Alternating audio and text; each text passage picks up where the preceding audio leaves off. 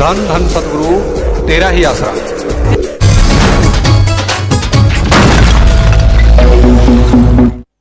सतगुरु मौला मुर्शिद कामिल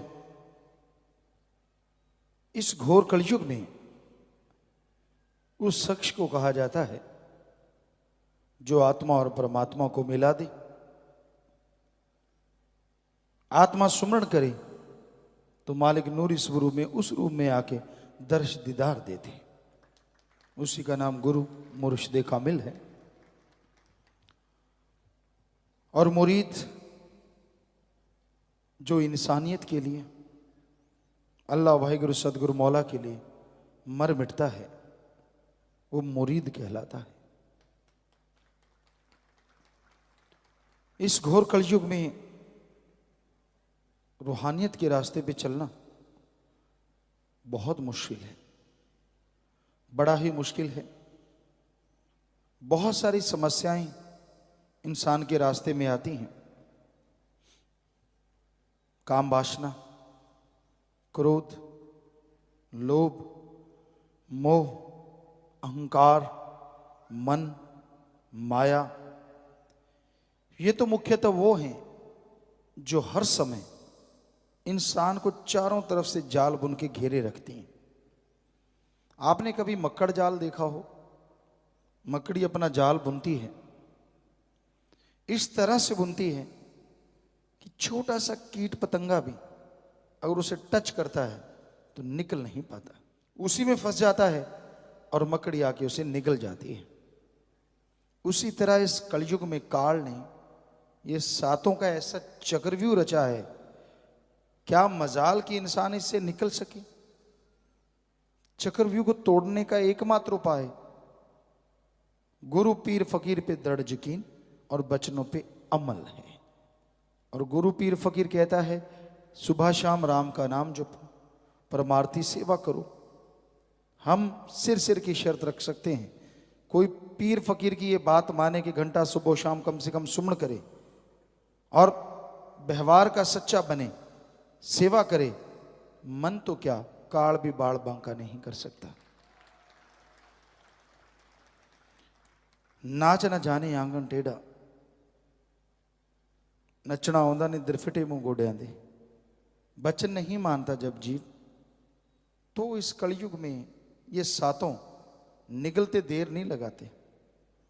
कभी काम वासना हावी है, इंसान को निगल जाती है, आत्मा बेचारी चुप रहती है और इंसान बहक जाता है। कभी क्रोध इतना ज्यादा आता है कि उसके सामने सब फीका पड़ जाता है। कभी आपको गुस्सा आया हो बहुत ज्यादा तो आप शीशे के सामने खड़े हो जाना, आप देखेंगे जल्लाद का रूप आपको नजर आएगा, राक्षस रूप आपको नजर आएगा। आपके खुद के अंदर जो शैतान रहता है वो बाहर निकला हुआ नजर आएगा। क्रोध में कुछ पता नहीं चलता, सही कर रहे हैं गलत कर रहे हैं, कोई डिसीजन ले लिया, किसी को पीटा, किसी को बुरा कहा, किसी को कुछ कहा। फिर है मोह ममता, हमने तो पक्का आजमा लिया। कोई कोई ऐसा होता है जो सदगुरु मौला अल्लाह वाहिगुरु राम का बन के रहता है, वरना मोह ममता में पड़ के लोग कौन सा गुरु और कौन सा भगवान और कैसा नाम और कैसी भक्ति पल में बुला देते हैं। कोई अच्छी बात नहीं लगती। जो गुरु पीर फकीर हमेशा के लिए अच्छा होता है, जब आदमी मोह ममता में पड़ जाता है वही पीर फकीर फीका लगने लग जाता है, वही भगवान भगवान नजर नहीं आता। तो ये है मोह ममता के तीर जो इंसान को छलनी कर देते हैं। कभी इंसान यकीन ही नहीं कर सकता कि उसका बच्चा उसको धोखा दे रहा है। उसको लगता है भगवान अल्लाह राम ही सब कुछ झूठ है, मैं और मेरा खून बिल्कुल सही है। इंसान को ये भी लगता है, वो कभी अपने बच्चों को कोई टीचर, कोई प्रिंसिपल, कोई वार्डन ये कह दे कि आपका बच्चा जी चोरी करता है, आपका बच्चा बुरा कर्म करता है, कभी नहीं मानेगा। नहीं, मेरा खून ऐसा नहीं हो सकता। और जितनी शय आप उसको देते जाएंगे, बड़ा होके वो भक्त नहीं शैतान ही बनेगा। फिर है लोभ लालच। लोभ है सर्व पाप का पाप। लोभ लालच आया नहीं, इंसान कुछ का कुछ बकते रहते हैं, कुछ का कुछ बोलते रहते हैं। लोभ लालच के लिए इंसान हर हद से गिर जाते हैं।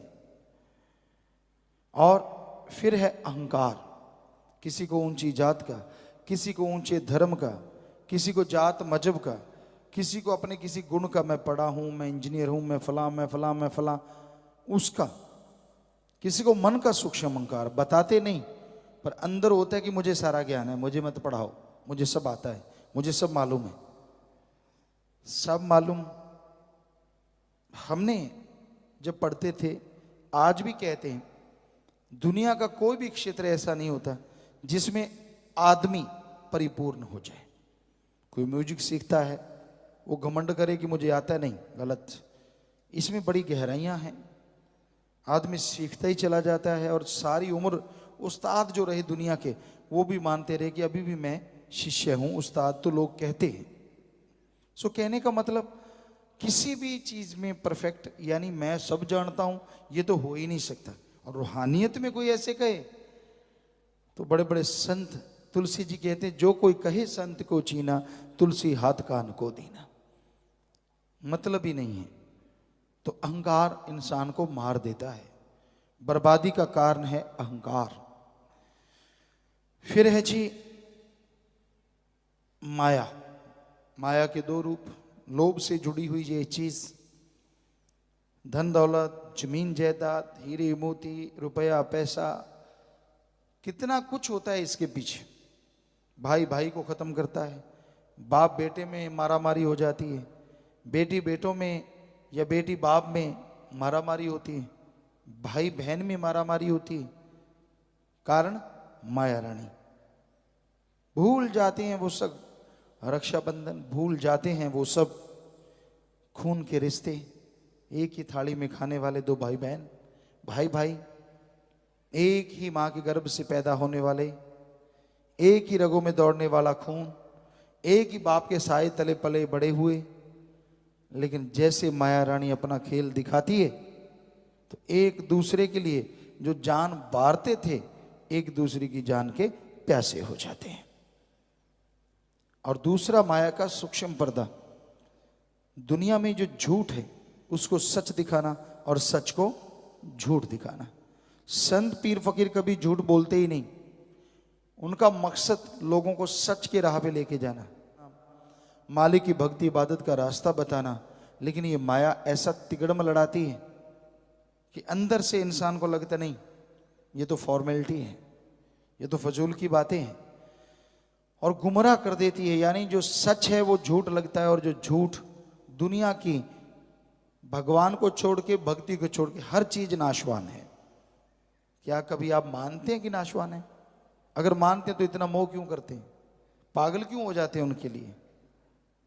आप मानते नहीं, सिर्फ कहते हैं। हाँ भाई, जो संतों ने, क्योंकि सारे धर्मों में ये लिखा है कि जो दिखता है सब नाशवान है, भगवान और उसकी भक्ति लासानी कभी खत्म नहीं होती, बाकी सब खत्म होने वाला है। मानेंगे? वाह जी, बिल्कुल वाणी सच कहती है, गुरु सच कहते हैं। सच कहते तो तू कहाँ खड़ा ये तो देख, क्या तू गुरु को मानता है? लोग गुरु को मानते हैं, गुरु वचन को नहीं मानते। गुरु को नमस्कार करते हैं, दर्ज की नहीं करते हैं। और जो करते हैं, ऐसा नहीं है, लाखों करोड़ों हैं जो दर्ज यकीन करते हैं, तो उनके बेड़े दोनों जहान में आसानी से तैरते रहते हैं। कोई भी घुमन घेरी, कोई भी चक्रवात उनकी बेड़ी को डगमगा नहीं सकता, डुबोना तो दूर की बात। पर ऐसा दृढ़ यकीन हमने देखा है, अजमाया, ऐसे लोगों को भी देखा जिनका बेहद दृढ़ यकीन, और ऐसे को भी देखा जो पारे की तरह पल में ऊपर पल में नीचे, पल में ऊपर पल में नीचे, सभी तरह के लोगों को देखा है। तो माया बहुत ही गहरी चाल चलती है। और फिर है मन। आज मन के ही मारे हैं ज्यादातर। आज दिमाग को अगर माइंड को मन कहा जाए तो गलत भी नहीं है, क्योंकि माइंड में आत्मा के विचार तो नाम मात्र रह जाते हैं। सारा दिन मन के ही खेला खेलते रहते हैं लोग, तरह तरह के विचार आते हैं, तरह तरह की सोच आती है। मन जालिम इंसान को गुमराह करता है। बुरे बुरे ख्याल देना, नेगेटिव थॉट्स, और उन बुरे विचारों में इंसान को सब्ज बाग दिखाना। मन कभी ये नहीं कहता कि तू दुखी होगा, तू परेशान होगा, तू ऐसा ना। आप जिस स्थिति में रह रहे हैं मन उससे आपको गुमराह करेगा। घर गृहस्थ में अच्छा घर है, अच्छा परिवार है, बाल बच्चे हैं, मन फिर भी कहेगा नहीं कुछ और ये कर ले। भक्ति कर रहे हो, सेवा करने लग गए और मालिक से बेहद प्यार करते हो, मन कहेगा तेरे बच्चे उनको कौन संभालेगा, फला काम धंधा बर्बाद हो जाएगा, ये वो फला पता नहीं क्या क्या बहाने। सो मन से लड़ो, और मन से लड़ने का एकमात्र उपाय सुमरन है। ये पलक पलक मन, और एक पलक झपकी आप कुछ और सोच रहे थे, अगली पलक झपकी जो कुछ सेकंड में झपकी जाती है नेचुरली, हर इंसान पलक झपकता है, तो वो पलक झपकने का जो टाइम है कुछ सेकंड, उसमें ही आप कुछ और सोच रहे होते हैं, और मन ऐसी हवा देता है अगली पलक झपकते कहीं से कहीं ले जाता है। बड़ी जबरदस्त गति है इसकी।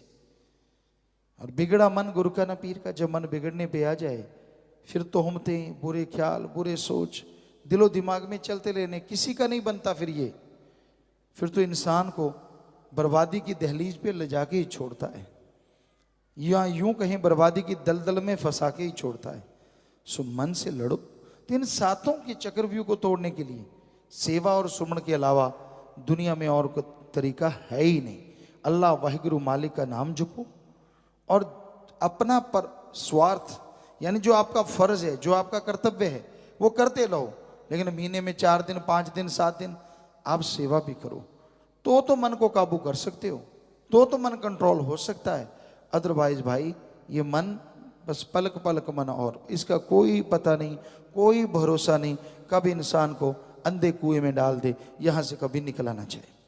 तो इन 7 काल के चक्रव्यूह से बचने के लिए या बचाने के लिए संत पीर फकीर आते हैं, सत्संग लगाते हैं, सुनते हैं, अमल करते हैं। दृढ़ यकीनी जो होते हैं वो अपनी बेड़ी को मझधार से पार ले जाते हैं, वरना ये काल महाकाल का चक्रव्यूह इंसान को अपने में उलझा के दोनों जहां में बर्बाद करके रख देता है। जद शाह सतनाम जी साईं ने चुप तोड़ दी, साडे सिर तो समझो